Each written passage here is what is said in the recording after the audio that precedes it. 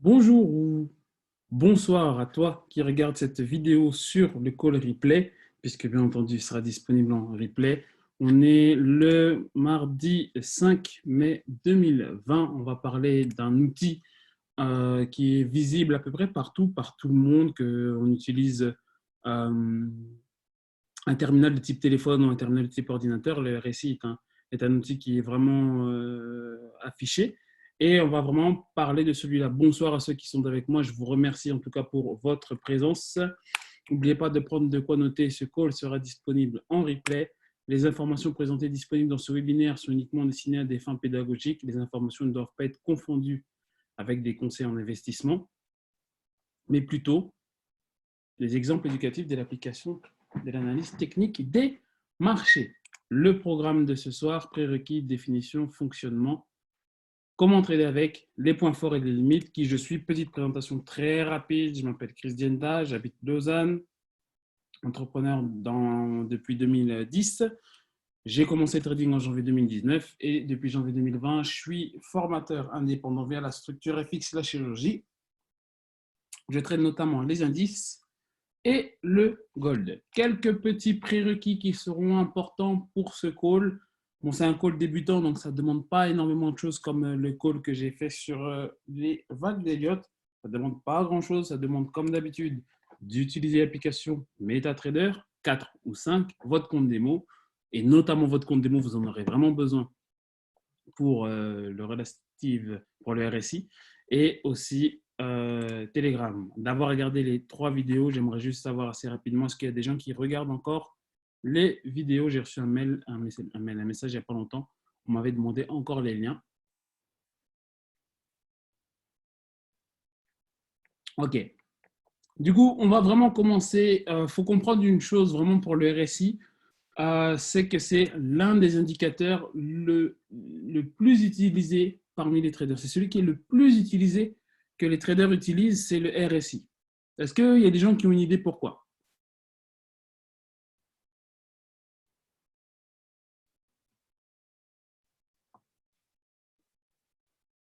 Pourquoi sur MT4, par exemple, très facilement, vous avez le RSI ou même sur eToro?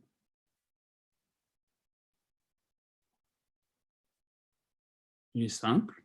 Il est simple à comprendre, c'est vrai. Il est disponible. Et il peut montrer plusieurs choses. Avant qu'on rentre dans comment l'utiliser, comme d'habitude, définition. Est-ce qu'il y a quelqu'un qui sait définir le RSI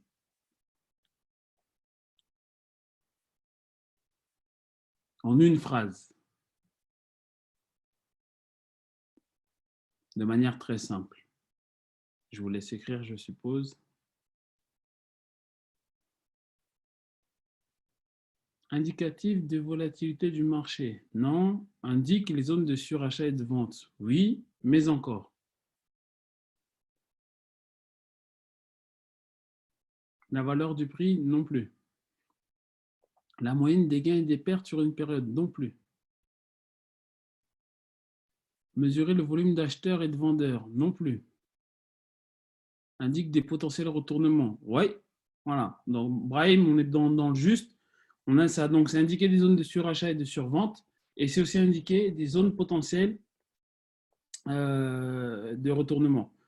Après, dans une déduction, dans une lecture derrière, et ça sera le prochain call, Aziz et Laurent, vous n'avez pas tort, mais c'est un cours débutant. Je ne rentre pas encore dans cette information qui est donnée derrière le RSI. Une définition assez complexe et dont je vais la lire, mais on va la simplifier comme d'hab. Cet instrument aide à évaluer la dynamique des prix par rapport aux valeurs précédentes, utilisées par les traders pour jauger la force d'une tendance et repérer des signes de fin de tendance. Le RSI offre une chance pour définir le sentiment de marché et d'identifier les points où le marché est suracheté ou survendu. Il ne peut pas être suracheté et survendu. Ou survendu. Est-ce que c'est clair pour tout le monde, ça, cette définition? Mettez-moi un 9 si c'est clair pour vous et un 0 si ce n'est pas clair pour vous. En trading, on fait toujours des définitions compliquées. Alors, j'ai que 2 retours. Les autres, Si vous n'avez pas compris la définition, vous mettez un 0. Si vous avez compris, vous mettez un 9.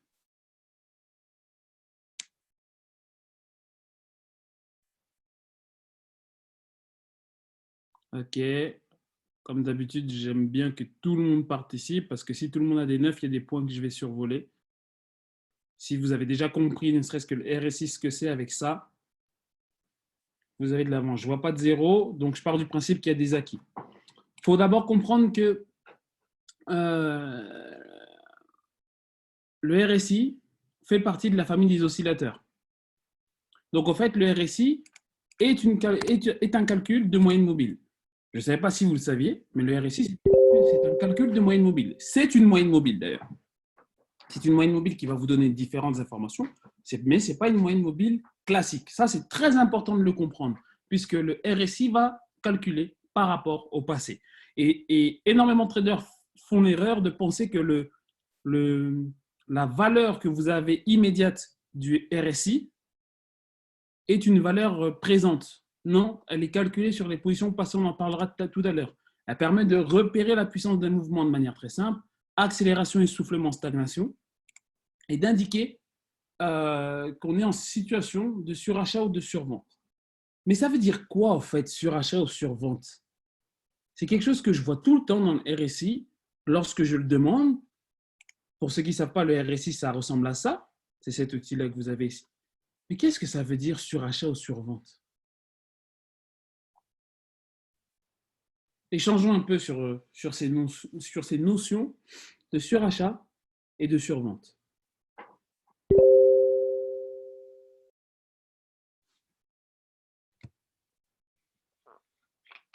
C'est par rapport au prix moyen.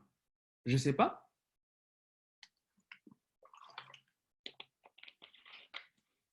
Commençons par une seule notion. Le prix est parti trop vite dans un sens ou dans l'autre. Les acheteurs et les vendeurs ont pris la main. Ça veut dire que la tendance actuelle n'est pas significative et risque de se retourner. Brahim, là, on est dans le juste. Après une très forte hausse, le marché a besoin de souffler. C'est-à-dire, Thomas, va plus loin. Jordan, va plus loin aussi dans ton idée. Les vendeurs ou les acheteurs, ils ont pris la main. Jules, qu'est-ce que tu veux dire par là?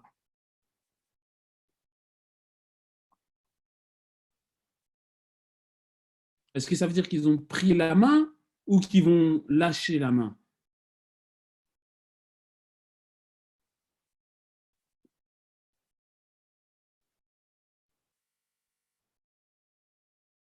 Je pense que vous êtes encore en train d'écrire. Là-dessus, j'ai vraiment besoin qu'on échange.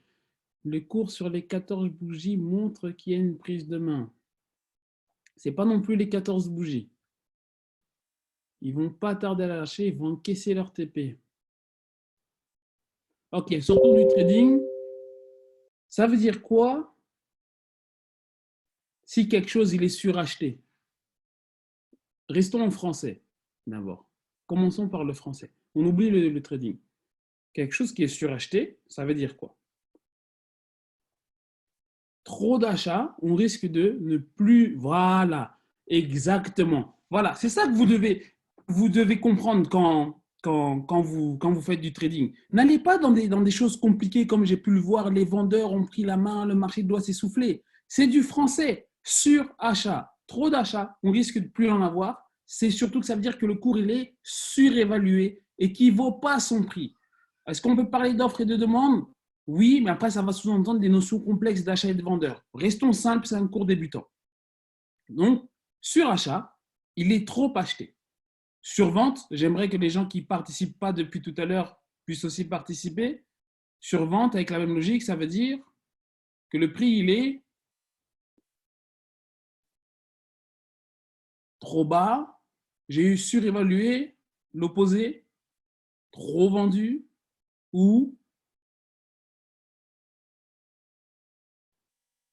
sous-évalué. Exactement. Donc, c'est vraiment ces notions-là que vous devez avoir à l'état d'esprit avec ces notions simples de surachat. Oubliez toutes les stratégies pour le moment et tout ce que vous avez appris dessus. Mettez ça à la poubelle. N'oubliez pas, le trading, c'est fait vraiment de manière simple avec des mots très simples. Suracheté, survendu. Donc, quand un cours il est suracheté, bah, dans un premier temps, ça veut dire qu'il n'est pas au prix auquel il devrait être. Et quand il est sous-vendu, c'est la même chose. Et donc, on a ce qu'on appelle deux niveaux qui sont très importants, le 70 et le 30, que tout le monde connaît. Le surachat au-dessus des 70 et la survente au-dessous, en dessous, pardon, voilà, dis donc, en dessous de 30. Voilà, comme ça, c'est clair. En dessous de 30. Est-ce que le RSI peut être inférieur à 0, par exemple? Est-ce que le RSI peut être inférieur à 0? Ceux qui ont dit non, pourquoi? Est-ce qu'on peut avoir un RSI de 150? Supérieur à 1, si vous préférez.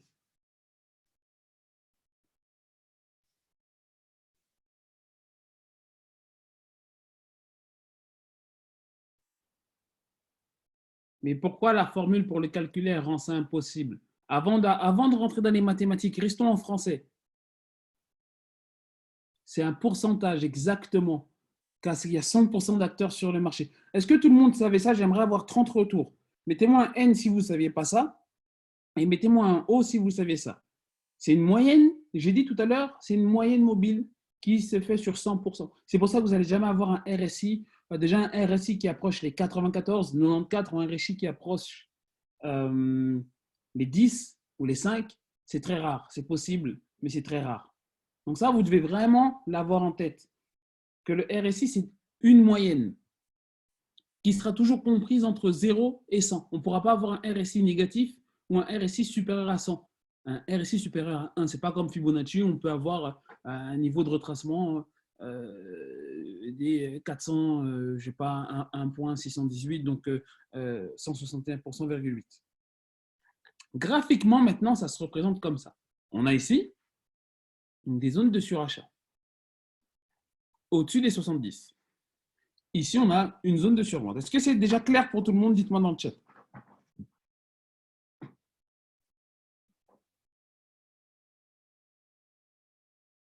OK. On a différentes zones maintenant sur le RSI. Le RSI simple. On a ce qu'on appelle la zone de normalité, la zone comprise entre 30 et 70. Entre 30 et 70, on considère que le cours n'est ni suracheté, ni survendu. Et on a les deux zones, la zone de surachat de 70 à 100 et la zone de survente de 30 à 0. Mais au fait, on peut aller un peu plus loin. Est-ce qu'il y en a qui le savent ou pas? Parce que généralement, on parle de 3 zones, mais je dirais qu'avec le RSI, on a 5 zones. On a 5 zones. Ceux qui ne sont pas au courant, mettez-moi un 3 dans le chat. Ceux qui ne savent pas qu'il y a plus de 3 zones avec le RSI.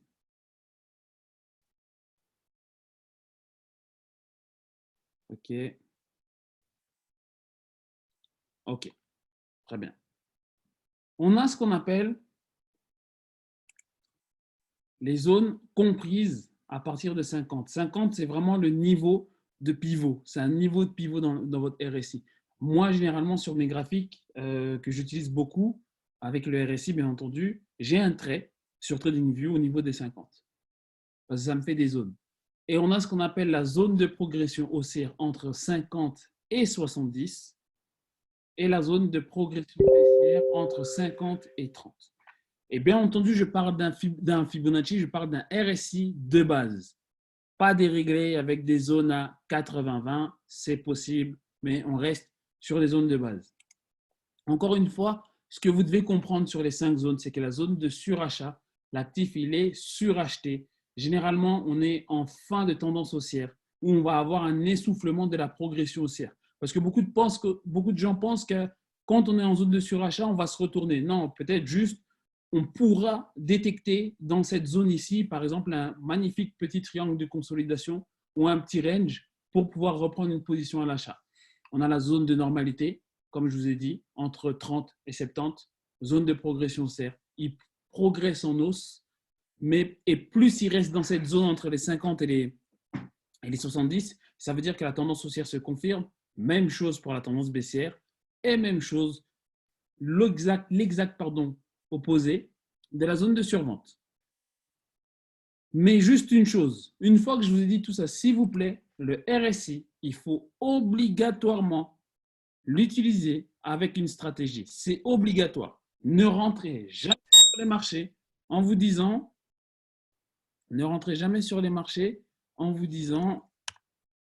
ah, voilà, zone de progression haussière, je prends une position et tout ça. Est-ce que déjà c'est clair pour tout le monde jusqu'à présent? Je sais qu'on est vraiment dans la définition, mais est-ce que c'est clair pour tout le monde? Il y a des gens qui ne vont pas s'exprimer. Diana, est-ce que c'est clair pour toi? Émilie, est-ce que c'est clair pour toi? Guillaume, est-ce que c'est clair pour toi? Véronique, est-ce que c'est clair pour toi? Ok. On va passer au deuxième chapitre. Comment cela fonctionne? Il faut vraiment comprendre que le RSI vous permet dès le départ de vous indiquer si on est en situation de surachat ou de survente. On vient d'en parler sur les 10 dernières minutes. Mais la chose que vous devez comprendre avec le RSI, c'est que vous n'allez pas obtenir les mêmes lectures suivant votre unité de temps, parce que la lecture est complètement différente. J'ai le souvenir, je crois, la semaine dernière, on m'avait fait une remarque, on m'avait dit « Ouais, mais à chaque fois que je change d'unité de temps, le RSI il change, c'est pas normal. » Non, parce qu'encore une fois, il faut comprendre comment votre RSI est calculé. On ne va pas rentrer dans des calculs mathématiques, mais on va faire très simple. Il y a des gens qui savent comment le RSI est calculé ou pas. Ne me sortez pas des barres de fractions. Je veux juste savoir. Est-ce qu'il y a des personnes qui savent? Mettez-moi un 7, les personnes qui savent comment le RSI est calculé. Donc, à part Kirill, personne ne sait comment Kirill, Thomas, Steve, personne ne sait. Donc, je vois qu'il y a très peu de personnes qui savent comment le RSI est calculé. Je vous montre deux graphiques pour vous faire comprendre ce que je suis en train de vous dire. On a USD-CHF. Donc, on a les mêmes périodes. On a le 13 ici, ça commence jusqu'au 6 mai. On a un graphique H4 et un graphique daily. Regardez le graphique H4. Je regarde bien, j'ai bien le RSI sur la zone des 30. Voilà, on s'approche des 70. Et je n'ai pas du tout la même courbe en daily. Donc, le calcul n'est pas fait de la même manière. Petite précision pour savoir si vous voulez regarder ou si vous êtes bien placé au niveau du zoom. Vous savez, des fois, qui s'est déjà posé la question sur TradingView s'il regarde de trop près ou de trop loin?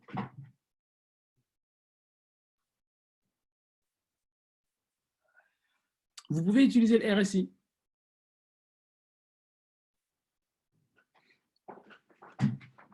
Là, sur le graphique de droite, on se rend compte que on est un peu juste. Pour faire une analyse correcte, il faudrait regarder depuis derrière.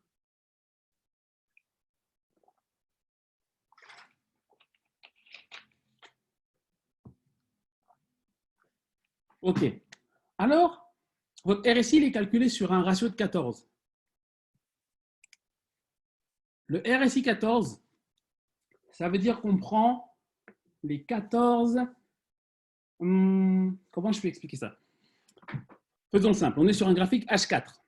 Donc le RSI 14, c'est la moyenne des 14 fois 4, H4 des 4 heures.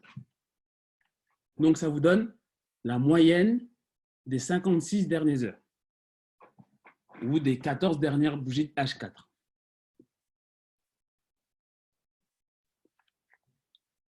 On a en daily la moyenne des 14 derniers jours. Certaines personnes ici modifient le paramètre 14. Moi, pour ma part, je ne l'ai jamais fait parce que je n'ai jamais trouvé l'utilité et j'avais déjà une bonne lecture de cette manière. Des fois, vous pouvez faire le test, mettre un RSI 21, un RSI 7, un RSI 5 qui s'inscrit dans une stratégie donnée. Est-ce que ça va déjà là pour tout le monde? C'est pas trop compliqué? Donc, je reviens. De base, vous pouvez utiliser le RSI pour savoir si vous êtes trop près ou trop loin. Si vous avez un RSI qui s'éparpille beaucoup trop, vous pouvez commencer à vous dire que ouais, on est un peu trop loin. Et ça peut vous aider aussi pour placer votre Fibonacci ou pour placer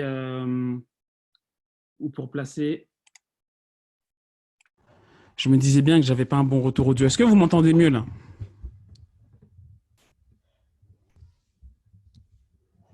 Ok, ok. Ouais, mais c'est ça, je voyais l'histogramme qui n'était pas au top, désolé. Donc en gros, on n'a pas la même utilisation. Bien entendu, vous pouvez dérégler votre RSI, mais ce n'est pas le but puisqu'il vous donne quand même des bonnes informations. Donc est-ce que vous comprenez un peu mieux pourquoi vous n'avez pas les mêmes informations? J'ai mis, en plus, il n'y a que 2 d'écart, hein, donc H4 daily. Si vous regardez par exemple un RSI en si vous êtes sur une partie de la journée que vous mettez votre RSI en daily, vous allez avoir une courbe très plate, par exemple.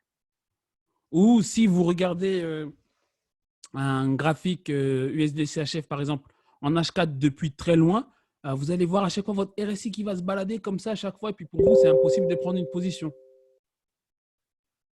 Est-ce que vous êtes déjà arrivé sur un graphique? Mettez-moi un 6 dans le chat si c'est déjà arrivé que, par exemple, votre RSI est illisible. Si votre RSI est illisible, vous ne changez pas le paramètre, changez juste votre zoom. Brahim, il demande quelle unité de temps est la plus intéressante. Moi, je dirais dans quelle unité de temps tu trades. C'est toujours la même chose. Si tu es un scalper, un intra, un swing, un swinger court terme ou long terme, bah, ça dépend de toi. Mais ça peut vous aider pour savoir si vous êtes dans le bon zoom. Techniquement, ça veut dire quoi? Ça veut dire que pour un même actif, à un instant T donné, vous pouvez avoir un 80 en RSI en 5 minutes, un 50 sur un RSI sur un graphique horaire et un 23 en hebdomadaire. Ça voudrait dire que sur votre graphique en 5 minutes, vous êtes en surachat, vous êtes dans la zone de normalité aux alentours des 50 et vous êtes en survente en hebdomadaire. Est-ce qu'il y a des personnes qui ont déjà fait ce constat-là? Mettez-moi un 8 dans le chat, que lorsque vous regardez sur des grands intervalles de temps, que vous avez des fois un surachat ou une survente et vous ne savez pas comment vous placer, en fait, du coup. Parce que vous dites, ah, mais là, le cours, il est en surachat en 5 minutes, mais en fait, en weekly, je suis en survente. Ben, ça va dépendre de votre stratégie et de comment vous l'interprétez. C'est pour ça que je vous ai dit dès le départ, vous devez l'utiliser avec une stratégie et dans un cadre précis. Maintenant, comment trader avec? Je ne vais pas rentrer dans les détails, ça sera vraiment le call de la semaine prochaine, mais il ne faut pas oublier une chose, qu'on peut quand même avoir des petits signaux d'achat et de vente. Pourquoi? Et sur quoi je vais me baser pour faire ça? J'aimerais voir. Pourquoi je dis que ça peut me donner des signaux d'achat et des signaux de vente? Ce n'est pas vrai à 100% ce que je dis, mais pourquoi? Tout à l'heure, les divergences, on laisse. Et les divergences, ça vient après. Juste surachat, survente. On reprend les définitions de base. Suracheter, qu'est-ce que ça veut dire? En français simple, surévaluer. Lorsqu'un cours est surévalué, qu'est-ce qui se passe? Exactement. Est-ce qu'on peut parler de retournement? Dites-moi dans le chat. Mais bien sûr, possible. Permettre d'anticiper les retournements. Moi, la toute première stratégie que j'ai commencé avec le RSI, ce n'était pas d'aller chercher une confirmation de RSI pour chercher une consolidation. Non, je prenais que les retournements. Le DG30 où je sors 29 000 points jusqu'à 18 000, 10 000 pips sur DG30, c'est juste avec le RSI en weekly. Et RSI en weekly que je cherchais depuis le mois de novembre. Depuis le mois de novembre, je prenais le DG30 en short. J'ai dit, ça va tomber, ça va tomber, ça va tomber, ça va tomber. Et coronavirus, il a juste fait l'étincelle. Permettre d'anticiper les retournements. Ce n'est pas une science exacte. Graphiquement, ça ressemble à quoi? C'est quelque chose comme ça. Vous avez ici une survente. Graphiquement, vous pouvez le superposer. Vous prenez un achat. Vous avez ici un début de baisse, surachat, signal de vente. Bien entendu, il y a des faux signaux ici. On en parlera tout à l'heure. il faut toujours l'ajouter soit dans une stratégie ou soit dans, si ce n'est pas une stratégie, par rapport au price action. Ça peut aussi vous aider. Si vous avez bien entendu, pour les personnes qui ont regardé la vidéo sur les price actions, que vous savez que vous êtes sur un plus bas, regardez notre graphique ici, on est sur un plus bas aux alentours des 25. Je ne sais pas c'est quoi comme actif, mais c'est pas grave. On est sur un graphique pratiquement mensuel. J'arrive sur un plus bas, j'arrive et j'utilise bien entendu le RSI avec le signal d'achat ici. Est-ce que ça vous paraît compliqué de prendre une position comme ça en utilisant le price action? Mettez-moi un 4 si c'est facile pour vous, mettez-moi un 8 si c'est compliqué pour vous.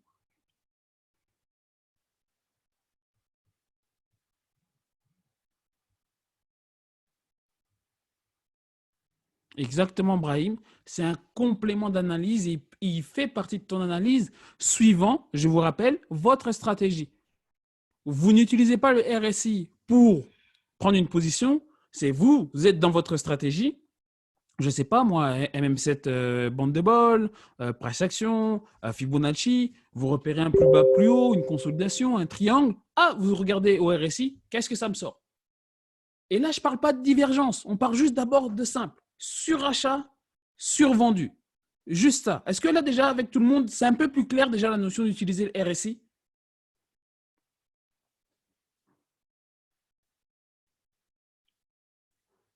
D'accord. OK. Donc, juste ça. Il ne faut pas oublier une chose, c'est que les figures chartistes, elles fonctionnent sur le RSI. Et malheureusement, je n'ai pas réussi à retrouver, mais on a des fois des breakouts comme ça, des petites résistances, des petits supports. On a aussi des petits canaux. Là, par exemple, on en a un là, ici. Je vais le dessiner. On a ça. On a même des fois, regardez, on a un double top ici. On a un double top. Double bottom, pardon. Donc, vous avez des figures chartistes que vous pouvez lire à l'intérieur de votre RSI. Il y a même des fois des épaules, tête, épaule. Est-ce qu'il y en a qui ont déjà vu des épaules, tête, épaule? Moi, j'ai déjà vu ce cas. Épaule, tête, épaule dans le RSI, qui n'est même pas forcément visible sur votre graphique. N'oubliez pas que les indicateurs ne servent pas qu'à valider. Ça sert aussi à invalider. On a bien entendu les célèbres divergences, mais ça fera l'objet du cours suivant. Et on a des fois des patterns comme ça. Moi, je ne traite pas les patterns, mais regardez cette belle pattern. On a des patterns qui se cachent des fois dans le RSI. Entendu, avec des différentes zones ici, il a été réglé d'une autre manière. On a le dernier point, c'est confirmer ce qu'on appelle confirmer une tendance. Confirmer une tendance avec le RSI. Alors, j'ai un graphique ici, qui est le graphique de BNP, si je ne me trompe pas, BNP Graphic Daily. Et on a ici la première situation ici. On a donc le RSI qui arrive au niveau des 50. Mais avant ça, on regarde un peu ce qui s'est passé dans le passé ici. Donc, on a cette tendance haussière qui a été cassée. Test, retest, pullback. Au moment où on descend ici sur cette ligne de coup, on arrive au niveau des 50. On monte encore une fois. Là, on peut voir le début d'un petit canal haussier. On arrive sur le plus haut, RSI au 50. Et ensuite, donc croisement au 50, plus votre price action, alors vous pouvez prendre une vente. Puisqu'ici, on est sur une... Je veux savoir s'il y a des personnes qui ont suivi. On est sur quelle zone ici, à partir des 50?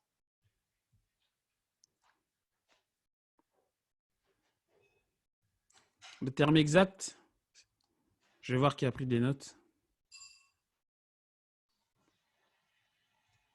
Zone de progression baissière. Zone de progression baissière. Donc, on a passé les 50 et on est rentré dans la zone de progression baissière. Même cas de figure ici.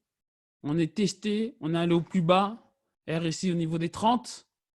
On a ici un petit niveau, un double top, double bottom. Oh là là, qu'est-ce que j'ai? Double bottom et ligne de coup. La ligne de coup tombe au même endroit, la sortie de la ligne de coup tombe au même endroit que la confirmation ici, croisement des 50, encore une fois. Et là, on peut se placer à l'achat, aller chercher. Donc, on n'est pas forcément tout le temps obligé de prendre la zone des 30-70 et je vais vous montrer pourquoi la zone des 30-70, il ne faut pas forcément trader avec, mais des fois, il faut plus utiliser une confirmation de tendance comme ça. Et si vous l'utilisez avec le price action, c'est encore mieux. Est-ce qu'il y a des questions là? Je sais que c'est technique. Est-ce qu'il y a des questions?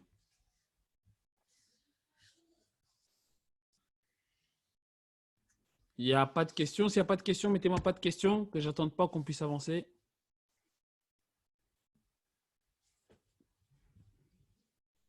Ok, ça a l'air d'être clair pour tout le monde. N'oubliez pas, hein, ça marchera uniquement si vous utilisez votre fameux compte démo. Donc là, à partir de là, il va falloir commencer peut-être tout ce que je vous ai déjà donné. Vous pouvez utiliser ça. Je sais qu'il y a des nouveaux qui viennent d'arriver, mais pour ceux qui sont là depuis 2 ou 3 mois, vous pouvez utiliser en plus de ça le RSI et cette petite stratégie au niveau des croisements 50. Les points forts et les limites. Vraiment, avec le RSI, il va falloir faire très attention.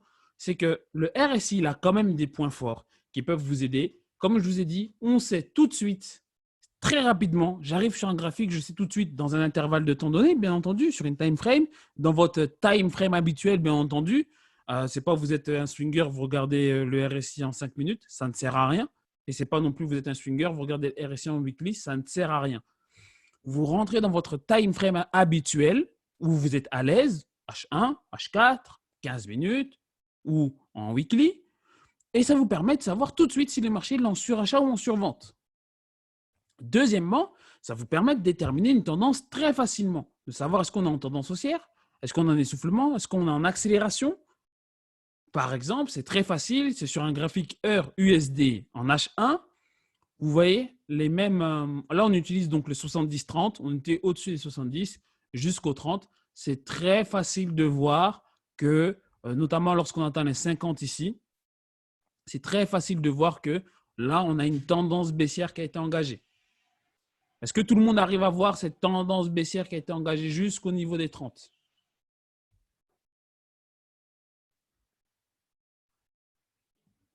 Ok, super. L'autre chose, c'est que le RSI, il est très utile dans le trading à court terme. S'il y a des scalpers, il y a des scalpers ici, mettez-moi un S s'il y a des scalpers. Non, il ne faut pas faire attention à l'inclinaison de la pente. Ok, je vois qu'il y a des scalpers. Sachez que le RSI sera extrêmement utile dans le trading à court terme, notamment si vous le combinez avec un MACD ou de la stochastique. Par exemple, j'ai une stratégie en scalp. Je ne rentre pas, ne me posez pas de questions, Chris, juste regardez. C'est une stratégie que j'utilise en scalp, MM7, bande de bol, c'est un graphique 15 minutes, heure USD 15 minutes, MM7, bande de bol, MM40, RSI 14, stochastique 3-3, 14-14.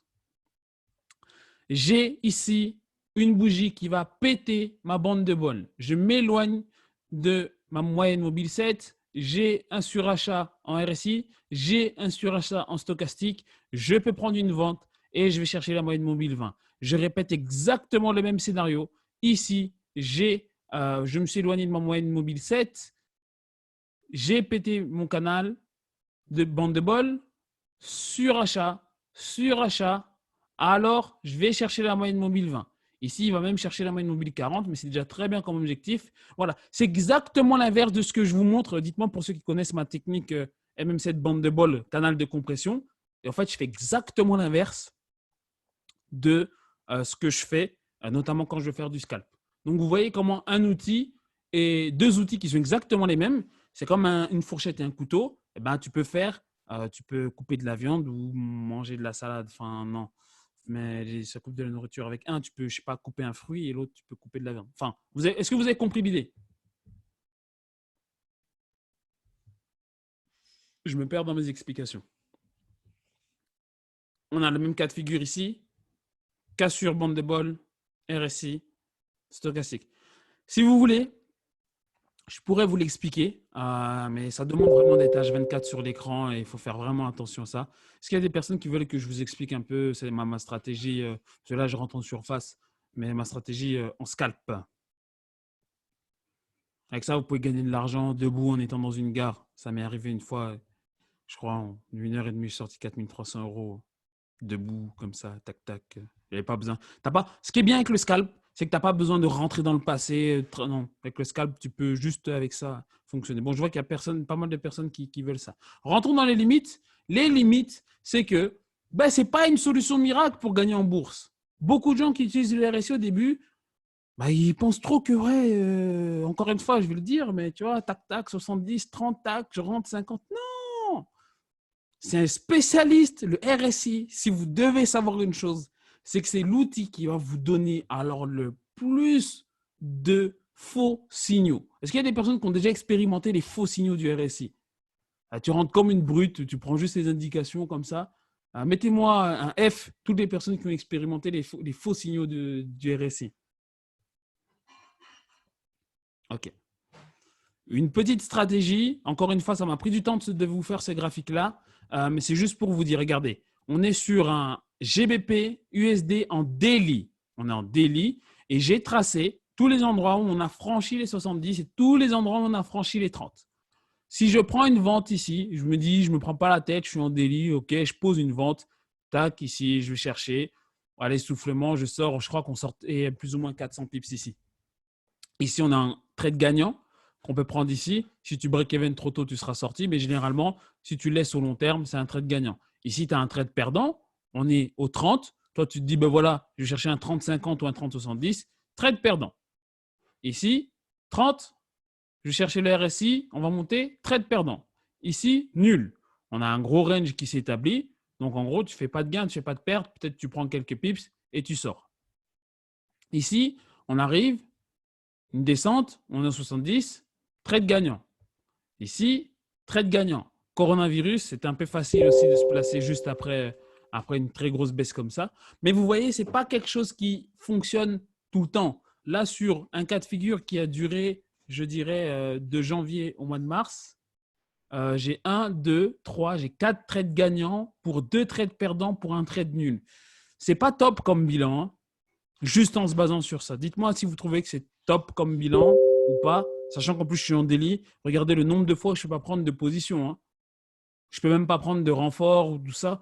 Je trouve qu'en 3 mois, je prends 1, 2, 3, 4, 5, 6, 7, 8 trades et avec 2 trades perdants. Moi, je trouve que ce n'est pas top. L'autre chose, c'est que dans un marché à forte tendance, comme Kevin l'a dit tout à l'heure, le RSI peut rester dans la même zone de surachat ou de survente. Et toi, tu es bloqué. Là, on est en délit sur le NAS 100 en délit. Regardez.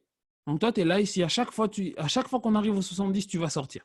70, tu sors. 70, tu sors. 70, ici, tu sors encore.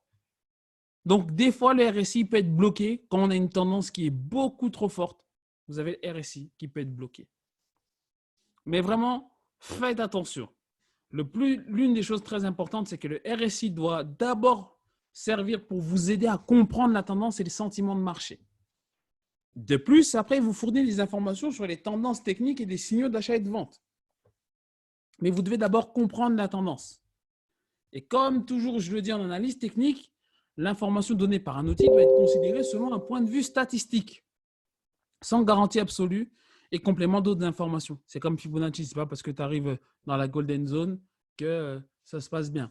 Ce n'est pas parce que tu arrives au niveau des 0,50 ou au niveau du 1. Voilà. Toujours utilisé par rapport au retracement. Est-ce que déjà c'est un peu clair pour tout le monde? Est-ce qu'il y a des petites questions?